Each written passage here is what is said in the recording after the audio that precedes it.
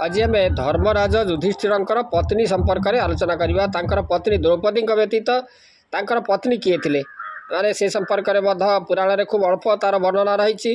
आपण मैंने देखिथे जे समस्ते जानती जे द्रौपदी को पंचु पांडव विवाह करते माने से जड़े नारी किंतु 5 जन को से विवाह करते जड़े नारी होई से 5 जन को विवाह करते द्रौपदी। किंतु तापर अर्जुन किंबा आउ जो भीम ये सब तांकर भाई माने 4 भाई माने सेमानकर पत्नी संपर्क में माने खूब सुंदर भाव में वर्णना रही। किंतु युधिष्ठिर पत्नी संपर्क में द्रौपदी व्यतीत अन्य जो पत्नी को से पत्नी संपर्क में खूब कम वर्णना देखा जाए। किंतु युधिष्ठिर से जो पत्नी थे तांकर नाम हूँ देविका। से जो देविका को से किभली भाव में विवाह करते पुत्र किए थे संपर्क में आम जाना। पांडव 5 भाई मध्य मुख्य थे जे कि युधिष्ठिर एवं तांकर जो धर्मपत्नी निजस्व धर्मपत्नी थे ये जो देविका समग्र जो महाभारत कहानी रे से जो तांकर से जो पत्नी जे कि देविका संपर्क में खूब कम देखा मिलता है।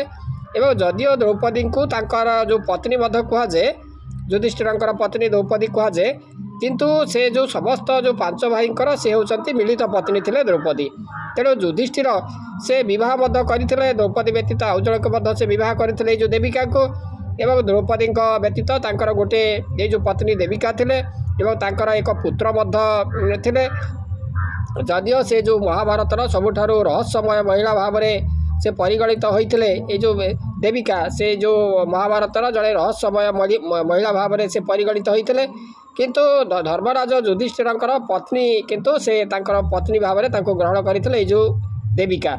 एवं से जड़े क्षत्रिय राजकुमारी थे देविका एवं जे कि से पांडवंकर जो बड़ भाई जे कि युधिष्ठिर को से विवाह करते जितेबाला महाभारत में तांकर भूमिका को नहीं अनेक वितर्क होउछि तथापि एथिरे तांकर भूमिका स्पष्ट नुहे बोली से रही। एवं से जो निर्वासन रे से युधिष्ठिर सहित से नथिले जितेबाला पांडव मानकर निर्वासन है से युधिष्ठिर सहित देविका नथिले से निर्वासन पूर्वर युधिष्ठिर को से विवाह करते किंतु द्रौपदी परे तांकर विवाह होइथला। युधिष्ठिर कहिले जे से जो अविवाहित जितेबाला अर्जुन अविवाहित जितेबाला अर्जुन स्वयंवर निम्न रे थिबा जड़े निजर जो प्रतिबिंब देखती एवं ता उपरे आड़ को से जाउथबा माछर आखि रे लक्ष्य करी से माछर आखि को जितेबाला लक्ष्य करती द्रौपदी तांको एक उत्साह प्रदान करती।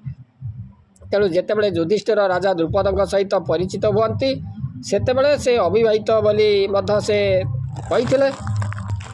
तेणु एथुर जना जाए ये जो देविका को युधिष्ठिर जो विवाह करते द्रौपदी को विवाह करने परे से अविवाहित थे तापरे जो द्रौपदी को विवाह करने परे पंचु पांडव जो द्रौपदी को विवाह कले तापरे से देविका को विवाह करते।